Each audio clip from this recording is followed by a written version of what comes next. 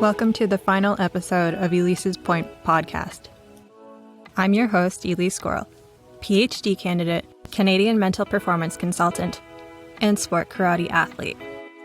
Each week, I present a monologue of different topics that focus on point sparring aspects of sport karate. I want to stress that although each episode stands alone, this podcast should really be listened to as a whole. This project is meant to be informative, thought-provoking, and cause reflection. Keep in mind that some of the content is based on my observations and experiences from years of training and competing as a competitive athlete in sport karate. This means that it doesn't necessarily pertain or is applicable to every stakeholder within the sport. The overall goal is to promote a safe, healthy, and rational sport structure for future sport karate athletes. So let's start.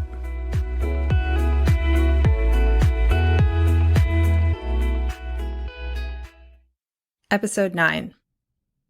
That is to say, I do not want sport karate to die.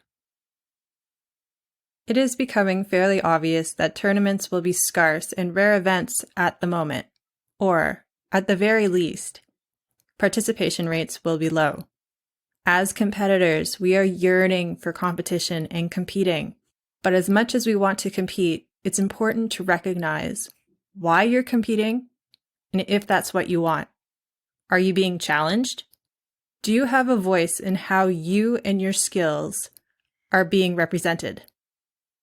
Change is happening, and it has been happening whether we want it to or not. In history, sport is typically a reflection of politics and society and things that are occurring at that time. I mean, this is one of the reasons why sport is so interesting to study.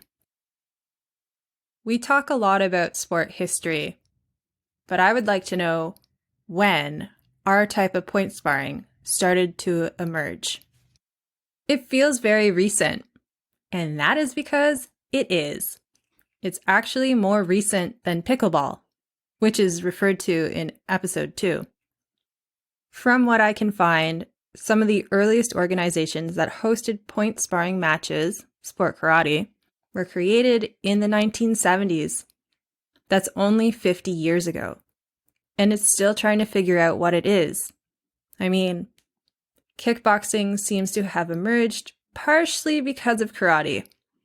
But point sparring is not kickboxing, and it should not want to be. Not saying anything against kickboxing. It does not help that the identity of point sparring is competing against all these other styles and types of martial arts, which are all different in their own right. Which means it is important to understand what the identity of the sport is, as well as why you, as an athlete, are competing within the sport. What is sport karate point fighting?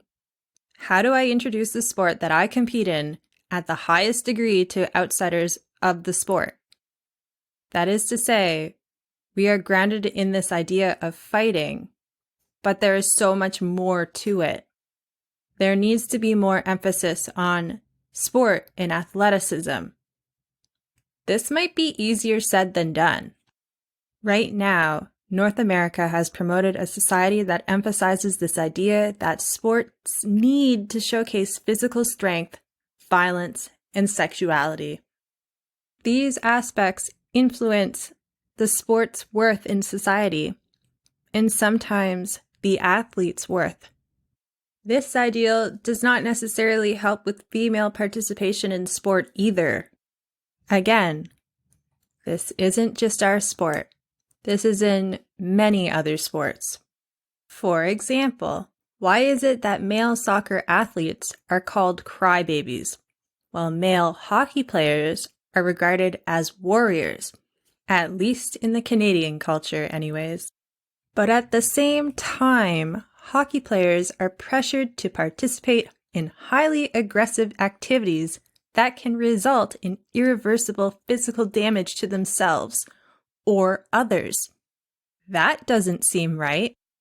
That being said, Yes, there are contact sports, which are not bad, but framing worth based on physical strength, violence, and sexuality can be viewed as a form of manipulation over athletes to produce a certain behavior from the athletes.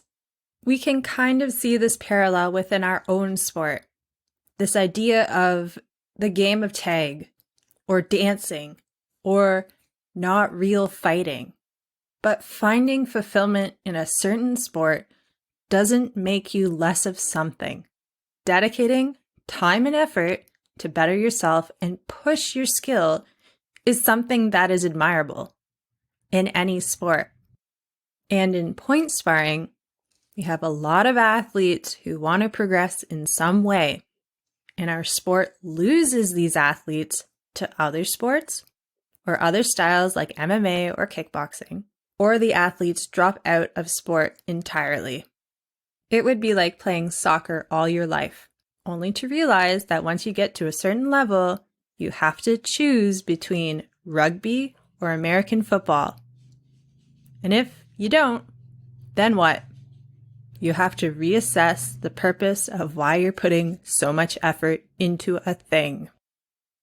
Let's go back to this idea of art and science, which we discussed in episode 1. Although we come from a very traditional background in martial arts, we do not have to keep the old school ways of doing things. We can appreciate where the origins of our sport are from, but we can use the knowledge that we have gained to progress the sport. That's in regard to training style, strategy, and structure. Many of the more recent sport karate athletes get compared to, let us call them, the first generation of athletes in our sport. This seems unfair. Our sport has grown from the original rules. Just like any other sport, our rules have adapted with time. Examining our sport, there should not be this age-old idea that the biggest, the mentally toughest, and the strongest will ultimately succeed. Our sport does not need to be a building block for something more full contact. Our sport is unique. It's strategic. It's a completely separate thing on its own. But we have accumulated a body of knowledge that the first generation of athletes did not have when they were competing. In that way, we are very lucky. But it should be that way. We are seeing more of a pattern of strategy as well as skill interlinking, and it's exciting. But sometimes I feel that our sport is stuck in a loop because it really does not know what it is. We are a contact sport, but we are not full contact. Do we want to be recognized as full contact? Why would we? What we're doing is highly impressive and skilled as its own entity. Why can't we recognize it as it is, which is a sport? Here's some tough questions. What makes us a sport? What makes us different than other sports? Why are we doing this combat sport and not another type of combat sport? Why is this sport worth continuing after junior divisions? Waiting is tough, but it also provides time to examine overall goals and purposes to understand why. Why are you doing the sport? And what is the sport that you're doing? Why is it fulfilling? I don't think that this is time wasted. How can we differentiate between the spectacle, the sport, and the quality of matches? How can we make our sport more inclusive? How can there be more transparency and accountability? And these questions might not directly affect you, especially when your goal is to compete. I get it. I'm with you. But in order to be great, we have to understand what we are and what we want. And athletes, you need to recognize the fruit of your labor. Keep training, but train safe and train smart. And if you feel demotivated, I know a really good mental performance consultant in Canada who can help.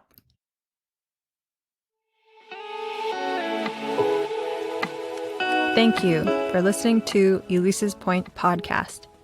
As always, if this topic resonates with you, or you have any thoughts, or there was anything that came up while you were listening, please leave a comment on Elyse's Point Facebook page. The references to this information are included in the description of this episode. Music by Atch. A final shout out to Oliver for letting me share his recording space. And a big shout out to everyone who helped me with this project. No matter where you are, you guys always dedicate the time and effort to help me.